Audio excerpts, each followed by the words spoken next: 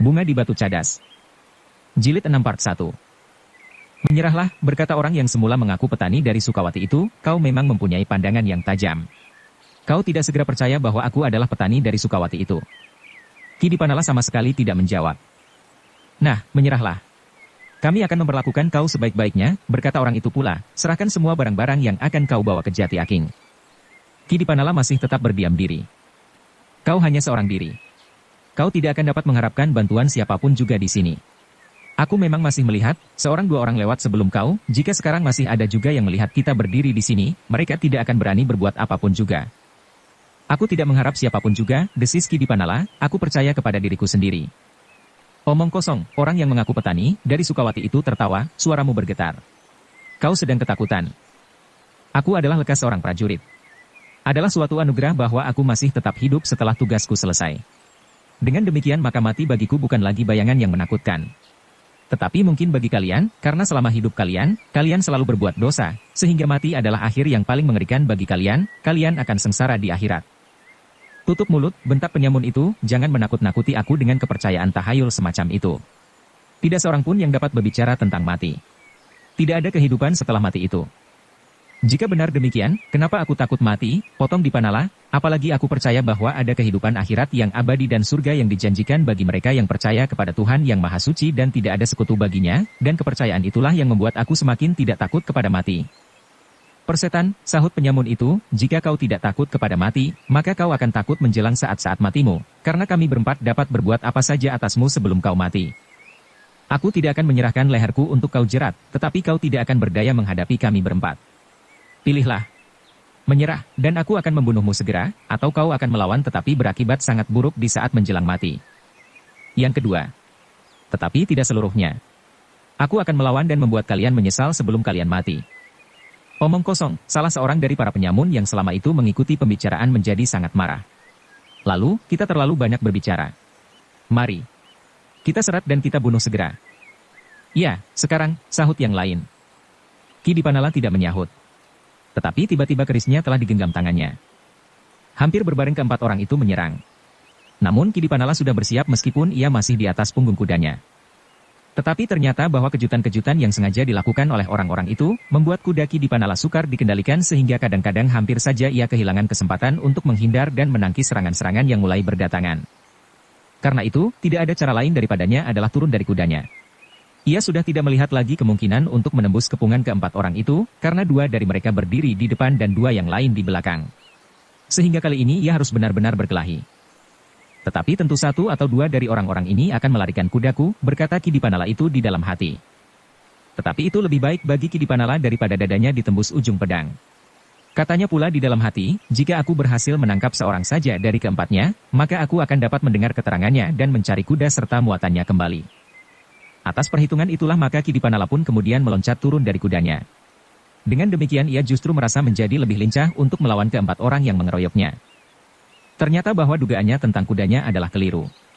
Tidak seorang pun dari keempat orang itu menghiraukan kuda yang kemudian menepi dan seakan-akan berdiri melihat apakah pemiliknya akan dapat mengatasi kesulitan yang sedang dihadapinya. Memang tidak seorang pun dari keempat lawannya yang menghiraukan kuda itu. Tugas mereka tidak sekedar merampas barang-barang yang dibawa oleh Ki Dipanala, tetapi membinasakannya. Itulah sebabnya maka yang penting bagi mereka justru kematian Dipanala. Baru mereka akan menghitung uang dan barang-barang yang ada padanya, apakah sesuai atau tidak dengan pembicaraan yang telah diadakan. Tetapi ternyata, meskipun Ki Dipanala sudah menjadi semakin tua, namun ia masih mampu bergerak secepat burung sikatan.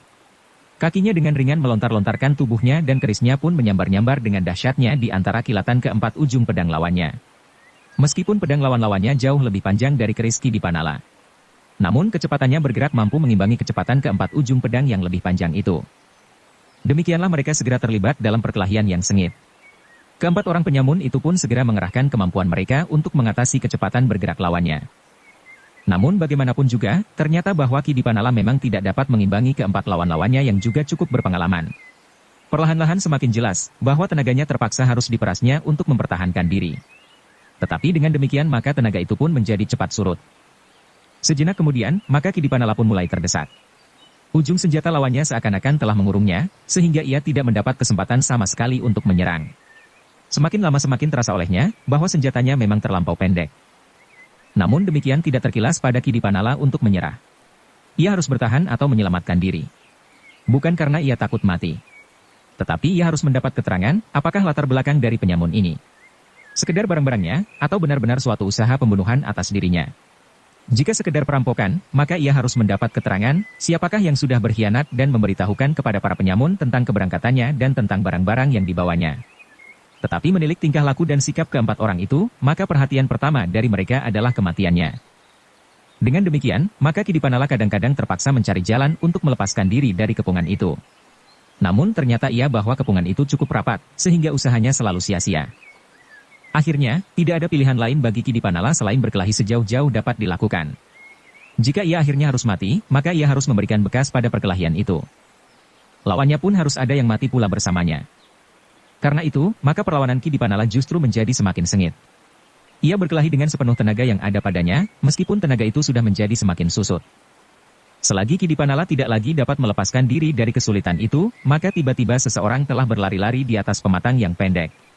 Dengan langkah yang ringan ia meloncati parit dan sejenak kemudian ia sudah berdiri di pinggir jalan, di sebelah dari arena perkelahian itu. "Kenapa kalian berkelahi di sini?" tiba-tiba saja ia bertanya lantang. Keempat perampok itu menjadi berdebar-debar. Salah seorang dari mereka menjawab, "Jangan hiraukan yang terjadi. Kami adalah penyamun yang sedang menyelesaikan korban kami. Jika kau ikut campur, maka kau pun akan menjadi korban pula meskipun kalian tidak mempunyai apa-apa."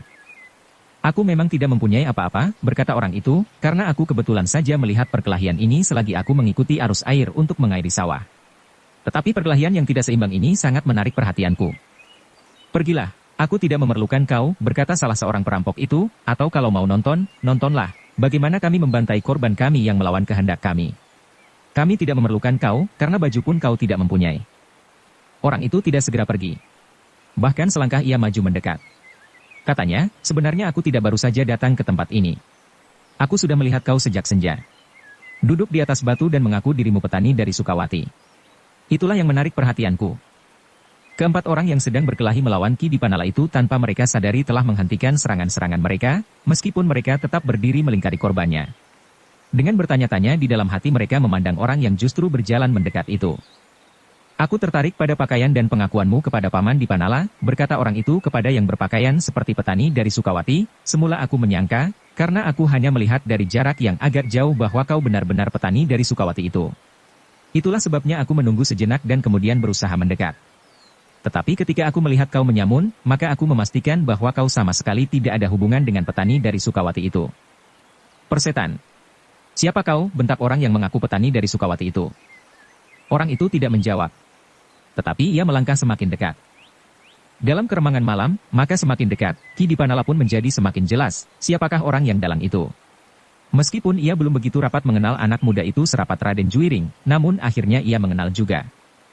Karena itu, maka katanya kemudian, "Buntal. Bukankah kau Buntal?" "Ya Paman. Aku tahu benar, bahwa Paman sedang dalam bahaya, karena sudah agak lama aku berada di sini, justru karena orang yang berpakaian seperti petani dari Sukawati itu. Pakaian itu sangat menarik perhatianku, sehingga aku mendekatinya dengan diam-diam, karena aku masih meragukannya.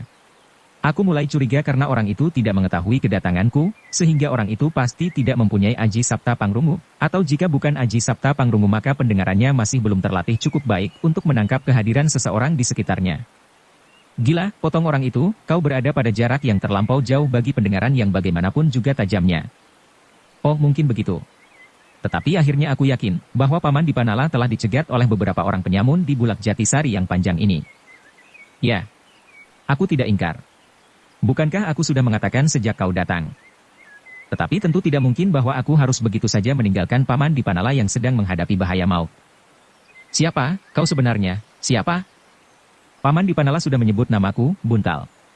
Aku tinggal bersama-sama Raden Juiring di Padepokan Jati Aking." Sejenak para penyamun itu termenung. Namun kemudian salah seorang berkata, "Ya, bukankah nama itu disebut-sebut juga oleh kawan kita itu?" Yang lain mengangguk-anggukan kepalanya. Mereka mengerti bahwa orang inilah yang dimaksud oleh Mandra, anak muda yang ada di Padepokan yang harus diperhitungkan juga.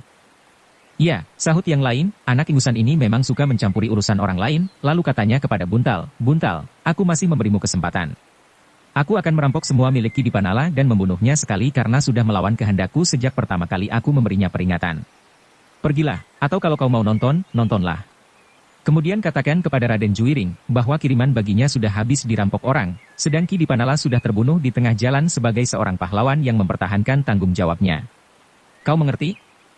Sayang, bahwa aku tidak dapat berbuat begitu, jawab Buntal, aku mengenal Ki Dipanala dengan baik. Aku mengenal Raden Juwiring yang akan menerima barang-barang itu, dan bahkan aku tentu akan mendapat bagian pula apabila barang-barang yang akan kau rampok itu sampai ke padepokan. Ki, kau sekedar ingin mendapat bagian?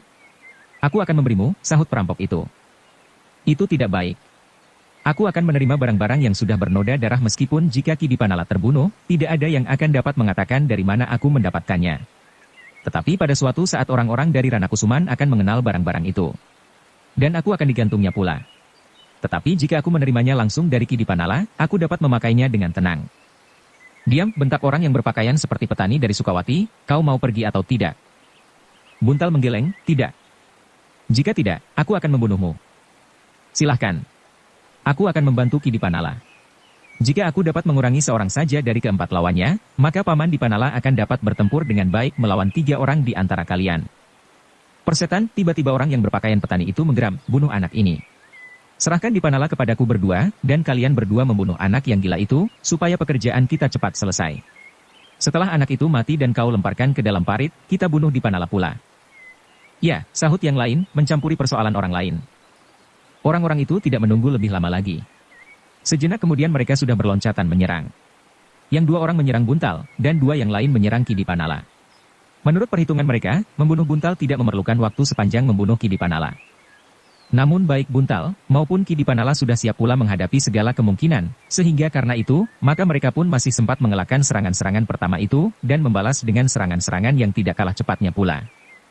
Dalam pada itu, Buntal yang tidak siap untuk bertempur, tidak membawa senjata yang memadai untuk melawan 2 buah pedang di tangan 2 orang penyamun yang garang.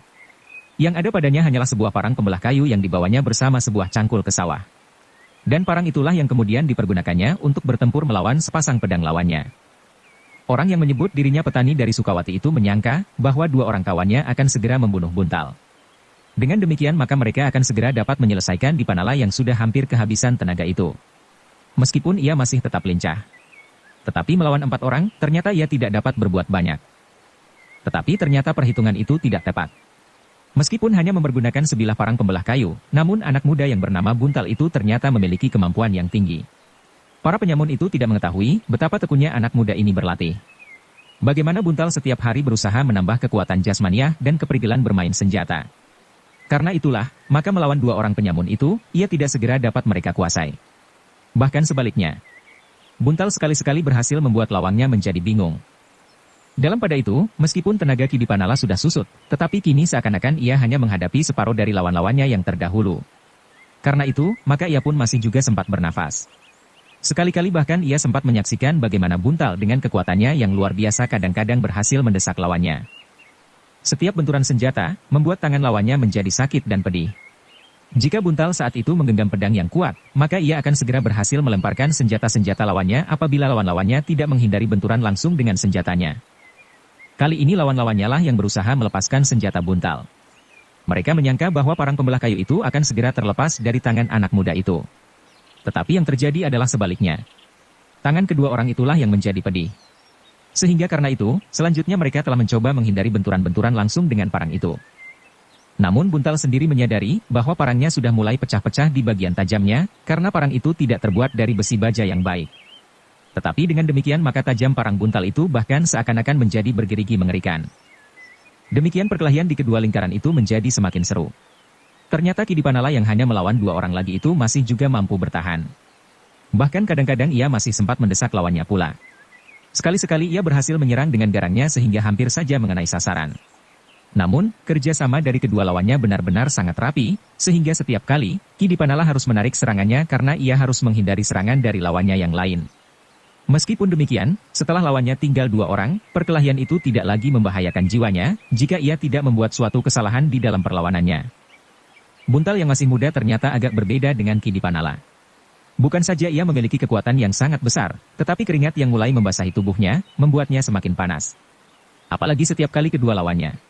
Itu membuat gerakan-gerakan yang dapat membingungkannya dan bahkan kadang-kadang hampir membahayakan kedudukannya. Itulah sebabnya maka darah mudanya pun semakin lama menjadi semakin panas, dan akhirnya, ketika ujung pedang lawannya menyentuh kulitnya, ia tidak lagi dapat mengekang dirinya. Ternyata bahwa ujung pedang lawannya itu telah menitikkan darahnya di antara titik-titik keringat. Meskipun tidak begitu dalam dan panjang, tetapi goresan itu benar-benar telah membakar jantungnya. Meskipun demikian ia tetap sadar, bahwa kedua lawannya mempunyai keuntungan dengan senjata yang lebih panjang dan lebih baik daripadanya, apalagi lawannya bertempur berpasangan tetapi Buntal telah berlatih tidak mengenal waktu untuk memantapkan ilmunya. Karena itu, maka sejenak kemudian ketika ia sudah sampai pada puncak kemarahannya, maka tandangnya pun menjadi semakin garang. Serangan-serangannya tidak lagi terkendali.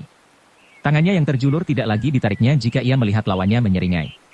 Kini tangannya bagaikan bergerak bebas menurut kehendak sendiri, meskipun tidak lepas dari pusat kemauannya.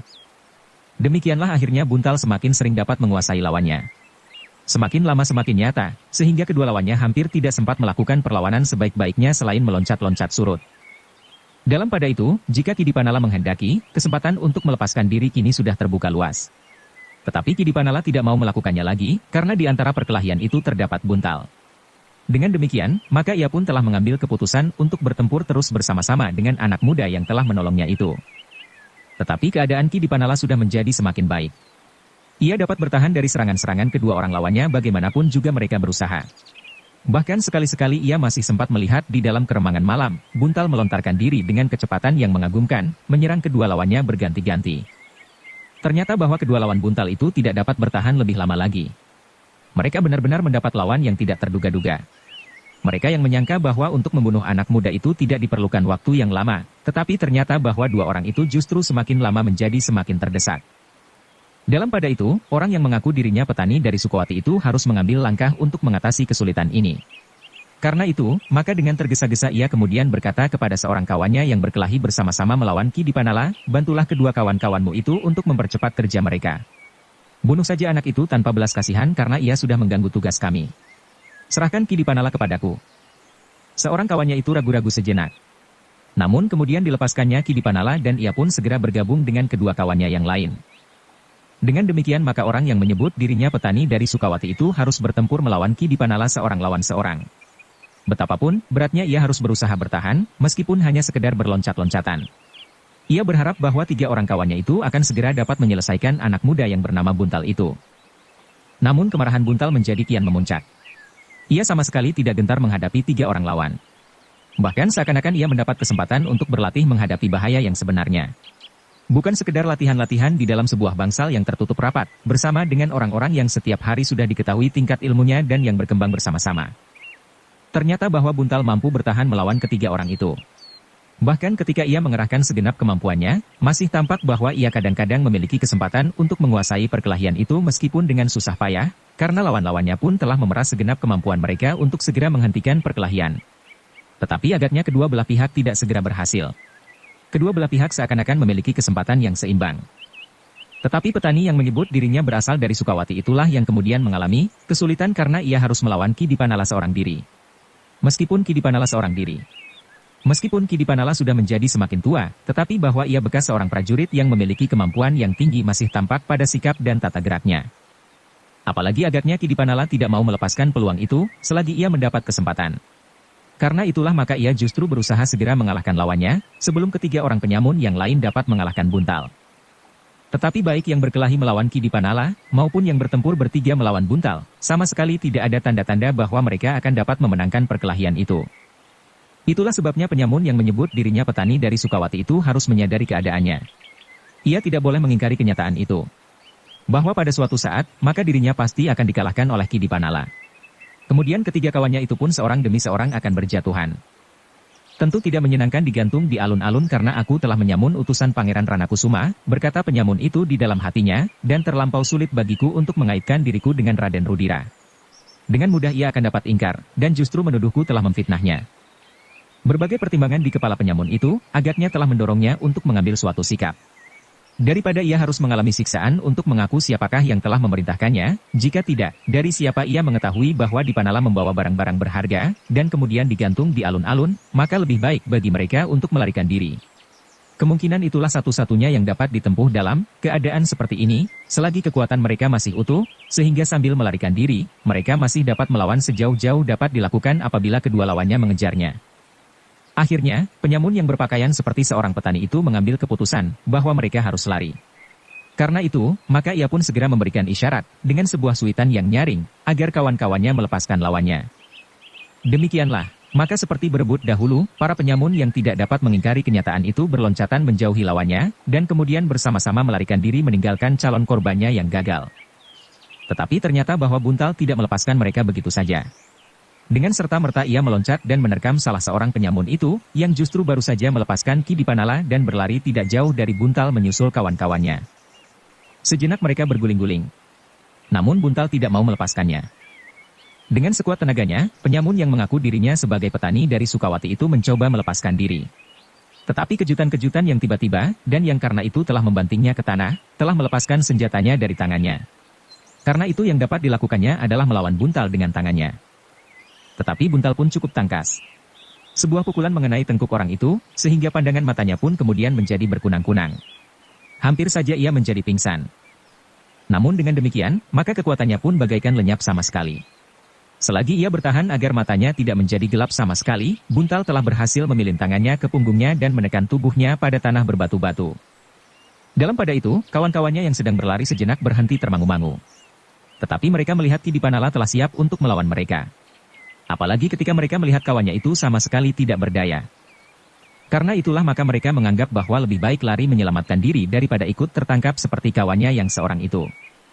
Ki Dipanala yang sebenarnya sudah cukup payah tidak mengejar ketiga penyamun yang sedang berlari. Baginya cukup seorang saja yang dapat ditangkap. Yang seorang ini pasti akan dapat memberikan banyak keterangan. Bahkan dari yang seorang ini pasti akan diketahui di mana persembunyian ketiga kawan-kawannya itu. Karena itu, ketika Ki Dipanala melihat buntal memilin tangan orang itu sehingga orang itu menyeringai kesakitan, ia pun segera mendekatinya. Jangan kau patahkan tanganku, orang itu hampir berteriak. Kau harus dibunuh karena kau sudah berniat membunuh Paman Dipanala. Tidak. Aku tidak benar-benar akan membunuhnya. Aku hanya akan merampas barang-barangnya. Aku tidak percaya. Kau sudah siap membunuhnya. Karena itu, kau pun harus mati. Buntal yang marah itu pun segera menarik rambut orang yang sudah tidak berdaya itu. Sekali ia membenturkan kepala orang itu pada batu yang berserakan di sepanjang jalan. Jangan, orang berteriak. Jangan, terdengar suara Ki Dipanala di belakang buntal. Aku akan membunuhnya, berkata buntal, aku akan membunuh dengan tanganku. Kau tidak dapat membunuhnya. Orang ini harus diserahkan kepada wewenang yang akan mengadilinya. Kita tidak dapat menghukumnya sendiri. Tetapi ia adalah seorang penyamun Paman. Ia akan membunuh kita jika kita tidak membunuhnya. Ia tidak berhasil membunuh kita. Kita membela diri. Kita sudah menangkapnya. Ia sudah tidak akan dapat melawan lagi. Tidak ada orang yang tahu apa yang telah terjadi sebenarnya. Kita masing-masing mengetahuinya. Buntal menarik nafas dalam-dalam. Sekilas terbayang saat dirinya sendiri terbaring di jalan ini pula. Di Bulak Jatisari, pada saat ia diketemukan oleh Juwiring dan Kiai Danatirta. Orang-orang hampir saja membunuhnya pula karena ia disangka berbuat jahat atas Arum. Padahal ia tidak berbuat apa-apa pada waktu itu. Sedang orang ini adalah seorang penyamun. Namun ia masih mendengar Ki Dipanala berkata, kita harus dapat menguasai diri kita sendiri. Sebagai seorang yang berperi kemanusiaan, kita wajib menghidupinya. Selain itu kita masih mempunyai kepentingan dengan orang ini. Ia adalah sumber keterangan yang dapat kita pergunakan untuk mencari jejak perampokan ini. Buntal mengangguk-angguk. Perlahan-lahan dilepaskannya orang yang sudah tidak berdaya itu. Ketika buntal sudah berdiri, maka Ki Dipanala pun berkata kepada penyamun itu, berdirilah. Aku memerlukan kau. Dengan tubuh gemetar orang itu pun merangkak. Dari dahinya masih mengalir darah yang hangat, meskipun tidak begitu banyak. Buntal pun kemudian memungut pedang orang itu dan parangnya sendiri. Ia masih memerlukan parang itu untuk membelah kayu di padepokan atau untuk kepentingan yang serupa di sawah. Ia sendiri terbaring di jalan ini pula.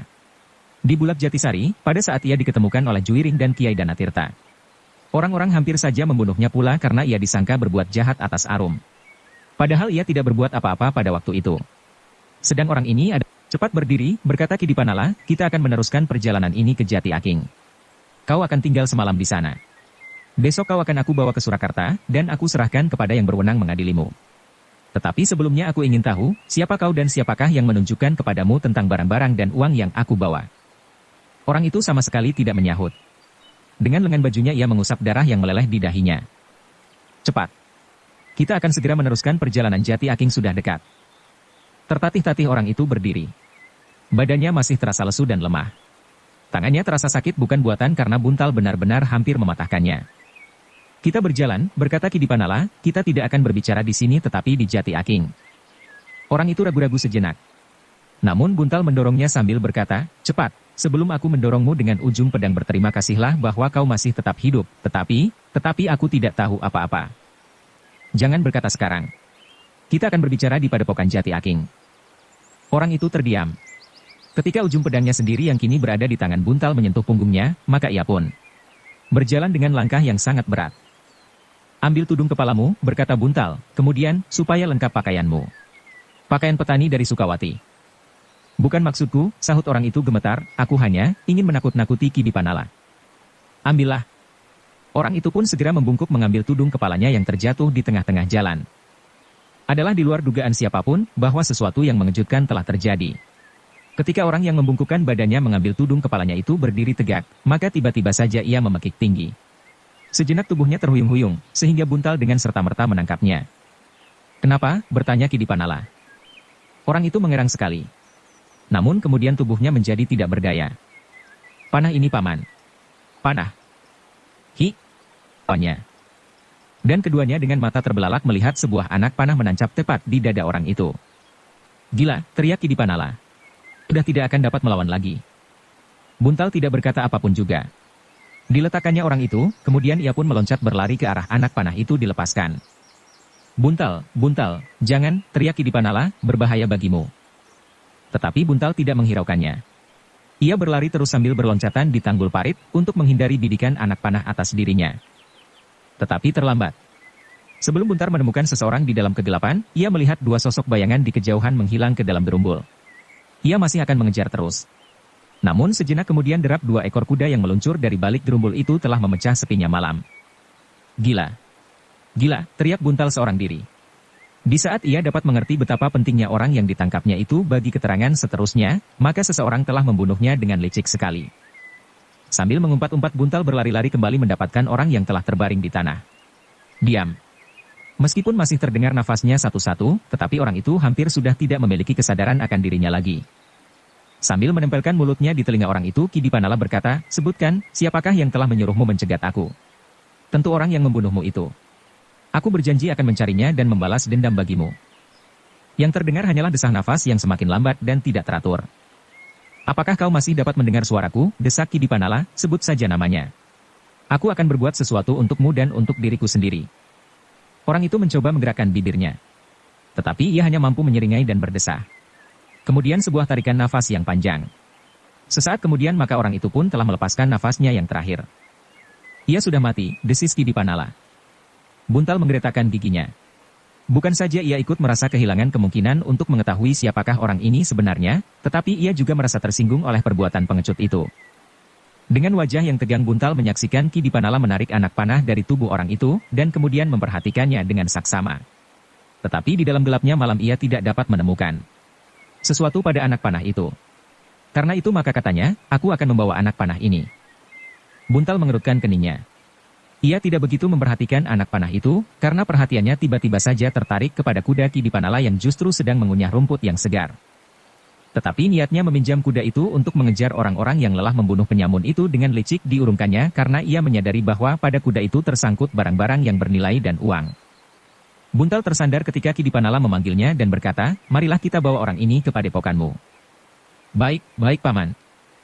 Marilah kita sangkutkan saja tubuhnya pada kuda itu.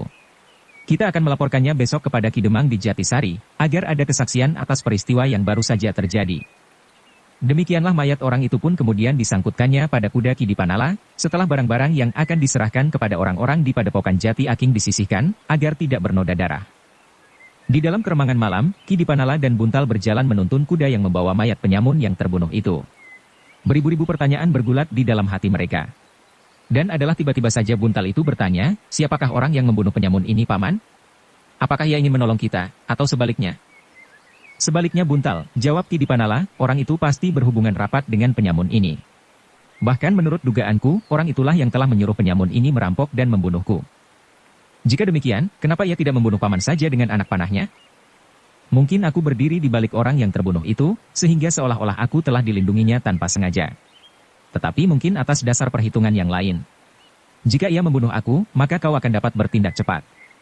Menyingkirkan orang itu dan berusaha mendapatkan orang yang telah melepaskan anak panah itu. Orang itu dapat menyerang aku selagi aku menghindari panah dari kawan mereka.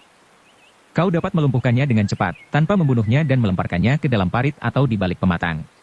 Dan orang yang bersembunyi itu tentu tidak yakin, apakah ia dapat membunuhmu, karena ia melihat bagaimana kau dengan tangkas berhasil melawan penyamun-penyamun itu, sahut Kidipanala, lalu, atau atas perhitungan yang lain lagi, aku tidak tahu. Tetapi yang paling pasti bagi mereka untuk menghilangkan jejak percobaan pembunuhan ini adalah membunuh orang yang dapat menjadi sumber keterangan. Buntal mengangguk-anggukkan kepalanya.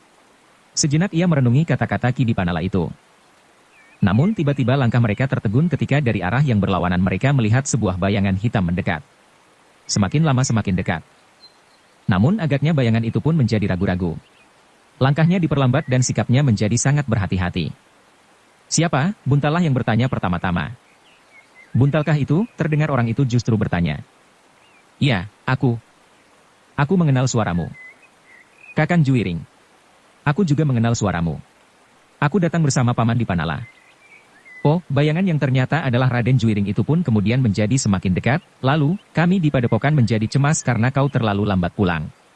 Ternyata kau bertemu dengan Paman Dipanala di Bulak Jatisari. Ya, sahut Buntal. Namun ketika Juwiring menjadi kian dekat, maka dilihatnya sesosok tubuh yang tersangkut di kuda Kidipanala, sehingga dengan serta-merta ia bertanya, siapakah itu Paman Dipanala? Kidipanala menarik nafas dalam-dalam. Katanya, ceritanya cukup panjang Raden. Tetapi pada pokoknya, ada usaha untuk membunuhku. Dan Paman membunuhnya lebih dahulu? Kidipanala menggelengkan kepalanya. Jawabnya, bukan aku yang membunuhnya dan bukan Buntal. Jadi? Sebelum Kidipanala menjawab, Juwiring berseru dengan tegang, petani itu? Bukan, sahut Juwiring, bukan petani itu. Justru ia berpakaian mirip sekali. Juwiring menarik nafas dalam-dalam. Lalu, baiklah. Aku akan bertanya lebih banyak lagi di Padepokan. Tadi Ayah Danatirta menjadi sangat cemas, kenapa Buntal terlambat sekali kembali ke Padepokan dari sawah. Ternyata ada sesuatu yang telah terjadi. Demikianlah maka mereka pun berjalan semakin cepat kembali ke Padepokan Jati Aking. Untunglah bahwa di sepanjang jalan mereka tidak bertemu lagi dengan seseorang. Bahkan ketika mereka memilih jalan sempit di Padukuhan sebelum mereka sampai ke Padepokan Jati Aking, mereka juga tidak menjumpai seorang pun. Apalagi dengan sengaja mereka menghindari jalan yang ditunggui oleh para peronda di gardu-gardu. Ketika mereka sampai di Padepokan, ternyata bahwa sosok mayat itu telah mengejutkan penghuni-penghuninya. Arum yang masih juga duduk di pendapa bersama ayahnya menunggu kedatangan Buntal dan Juwiring. Menjadi termangu-mangu. Aku telah mengejutkan Kakang Danatirta, berkata Kidipanala. Ya. Aku terkejut sekali. Tetapi marilah, naiklah. Setelah mengikat kendali kudanya, maka Kidipanala pun segera naik ke pendapa. Sekali-sekali ia masih berpaling memandang mayat yang tersangkut di punggung kudanya. Namun ia masih juga membiarkannya. Kau benar-benar mengejutkan. Aku. Siapakah yang kau bawa di atas punggung kuda itu? Kita harus melaporkannya kepada Ki Demang, Kakang. Agar ada kesaksian bahwa aku tidak membunuh orang. Ki Danatirta mengangguk-angguk. Katanya, tetapi kau belum mengatakan kepadaku, siapakah orang itu? Dan di mana kau berjumpa dengan Buntal dan Juwiring? Kidipanala menarik nafas dalam-dalam. Katanya, Raden Juwiring juga ingin mendengar tentang orang itu. Aku belum mengatakan kepadanya. Tetapi Buntal mengetahui sendiri apa yang sudah terjadi di Bulak Jatisari. Kiai Danatirta memandang Juwiring dan Buntal berganti-ganti. Namun kemudian kalanya kepada Kidipanala, katakanlah. Kidipanala menarik nafas dalam-dalam. Kemudian ia pun mulai menceritakan apa yang dialaminya di Bulak Jatisari yang panjang itu. Kiai Danatirta, Arum dan Juwiring mendengarkan dengan penuh perhatian. Bahkan sekali-kali mereka mengangguk-angguk, dan kadang-kadang menggeleng-gelengkan kepalanya, aku memang hampir mati, berkata Kidipanala. Lalu, untunglah Buntal berhasil menolongku. Aku belum sempat mengucapkan terima kasih kepadanya. Aku hanya sekedar membantu, berkata Buntal, Paman sendirilah yang sebenarnya telah menyelamatkan diri sendiri. Seakan-akan tidak mendengar kata-kata Buntal, Kidipanala berkata selanjutnya, aku ikut berbangga, bahwa anak Padepokan Jati Aking memiliki ketangkasan jasmania seperti Buntal, dan sudah barang tentu Raden Juwiring. Mereka melatih diri mereka sendiri, sahut Kiai Danatirta. Kidipanala tidak membantah, tetapi senyum di bibirnya melantarkan suatu sikap hatinya terhadap anak-anak muda yang berada di Padepokan Jati Aking. Namun kemudian terdengar Kiai Danatirta bertanya, jadi kau sama sekali tidak mengetahui, siapakah yang sudah melepaskan anak panah itu? Dengan ragu-ragu Kidipanala menggelengkan kepalanya. Jawabnya, tidak Kakang. Apakah peristiwa ini didahului dengan kejadian-kejadian yang dapat menarik suatu dugaan tentang peristiwa itu? Sekali lagi Ki Dipanala menggelengkan kepalanya. Jawabnya, juga tidak. Kiai Danatirta mengangguk-anggukkan kepalanya. Desisnya, jika demikian persoalan ini akan tetap menjadi gelap. Apakah kau tidak mempunyai bahan sama sekali untuk mengurai peristiwa ini? Ki Dipanala masih menggelengkan kepalanya. Tidak Kakang. Tidak ada apa-apa yang dapat aku pergunakan sebagai bahan, katanya kemudian. Baiklah, berkata Kiai Danatirta, besok kita akan memperhatikan tempat itu. Mungkin kita dapat menemukan sesuatu. Ia berhenti sejenak, lalu, sekarang, bagaimana dengan mayat itu?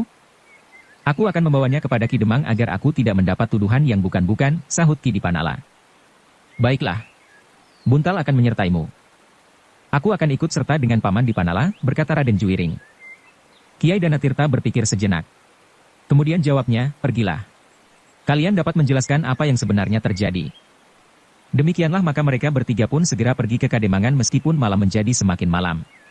Mereka tidak ingin terlambat apabila kemudian timbul persoalan karena kematian penyamun itu. Barulah ketika Ki Demang di Jatisari mengerti akan persoalan yang sebenarnya terjadi, Ki Dipanala dapat bernafas lega, seakan-akan ia telah terbebas dari kemungkinan yang dapat menyeretnya ke dalam kesulitan. Biarlah anak-anak meletakkan mayat itu di Banjar, berkata Ki Demang kemudian, besok mereka akan menguburnya. Baiklah Ki Demang. Aku mengucapkan terima kasih atas pengertian Ki Demang tentang peristiwa ini. Demikianlah, maka mayat itu pun kemudian diusung oleh anak-anak muda yang sedang meronda ke Banjar Kademangan untuk mendapat perawatan sebagaimana seharusnya besok pagi. Bersambung ke Jilid 6 Part 2. Dukung kami dengan subscribe, follow, like, komen dan share. Terima kasih.